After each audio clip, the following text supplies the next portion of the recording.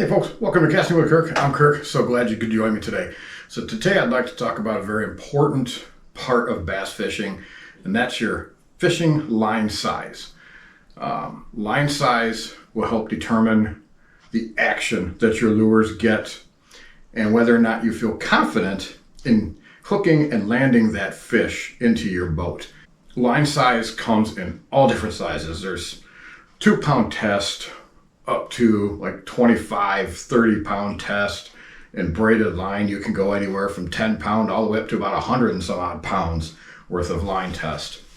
Now for me, I'm pretty much 8-pound up to 17 at most. And then for my braid, I'm 40 to 50.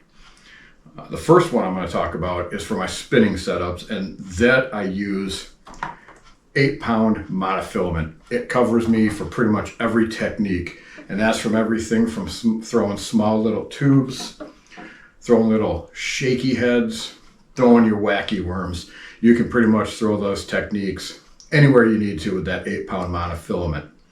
Now the next one is I use 10-pound either Fluoroclear or Fluorocarbon if I'm throwing, say, crankbaits and jerkbaits. That 10-pound will get those lures to what you see sometimes on the package referred to as their running depth.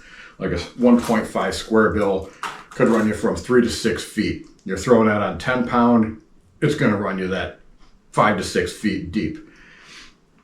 The next one I use, which is a lot of times is an all-purpose size, is a 12-pound Fluorocarbon, Fluoroclear, and a lot of times I throw my spinner baits on those. It's an all-around good mid-size line that has plenty of strength. You can throw a lot of different lures on it. You can throw some Texas rigged worms and that kind of stuff on that 12 pounds. Now if I step it up when I'm pitching, I'm going with my 15-pound Fluorocarbon for my football and pitching jigs, swim jigs, my chatterbaits. I'm throwing it on a slightly heavier line because I'm usually throwing that stuff around thicker weeds, flipping and pitching down into the docks and into wood laydowns and that type of area. So I need that little bit thicker line.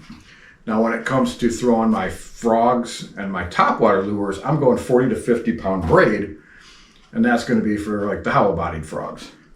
I need that braid to rip through all the weeds, and it floats, so it keeps those topwater lures up on top. Now every once in a while, if I'm throwing around real heavy stuff, I will use braided line, that 40-pound, for my chatterbaits. Like I talked about, the importance of getting the correct line size is that action.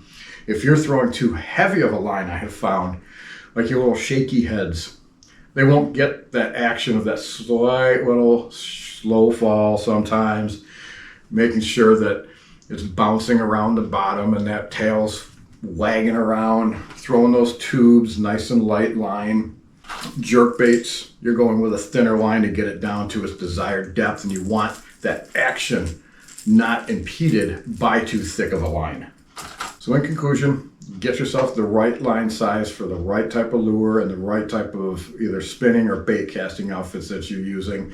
You'll get the best action, the best casting distance. You'll gain confidence in hooking the bass and getting those bass into the boat. All right, if you enjoyed this type of information, go ahead and hit that like and subscribe button. Get out, do some bass fishing. You folks have yourself a great day.